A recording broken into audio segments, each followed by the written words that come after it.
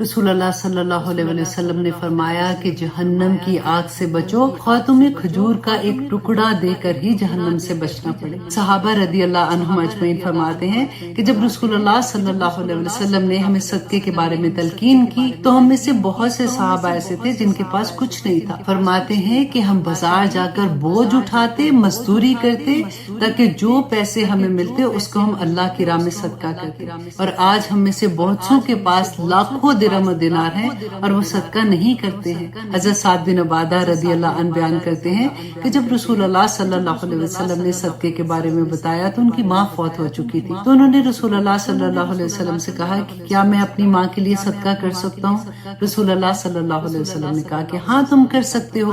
تو انہوں نے کہا کہ میری ماں کو اس کا اجر بھی ملے گا؟ تو رسول اللہ نے کہا کہ ہاں کیوں نہیں۔ تو سعد بن عبادہ خوش ہو گئے اور کہنے لگے کہ یا رسول اللہ، میرا وہ باغ جو میووں سے بھرا ہوا ہے میں آپ کو گواہ بنا کر اپنی ماں کے لیے صدقہ کرتا ہوں۔ سبحان اللہ، اللہ سبحانہ تعالیٰ ایسی اولاد سب کو دے، کیونکہ ان کا یہ باغ سب سے قیمتی باغ تھا اور ان کی کمائی کا ذریعہ بھی تھا، لیکن انہوں نے اپنی ماں کے لیے صدقہ کر دیا۔ اب دیکھیں کہ مرنے کے بعد تو عمل کے دروازے بند ہو جاتے ہیں اور غائب کے پردے کھل جاتے ہیں۔ اس وقت جس وقت ہمیں یہ پتا ہوگا کہ دنیا میں ہم جو عمل کر کے آئے ہیں اس کی ہمیں جزا یا سزا ملے گی، اب سوچئے کہ اس وقت ہماری اولاد ہمارے لیے جب ایسے تحفے بھیجے گی تو ہماری خوشی کا کیا عالم ہوگا۔ اللہ سبحانہ تعالیٰ ہمیں اپنے والدین کے لیے اور ہماری اولاد کو ہمارے لیے صدقہ جاریہ بنائے، آمین ثم آمین۔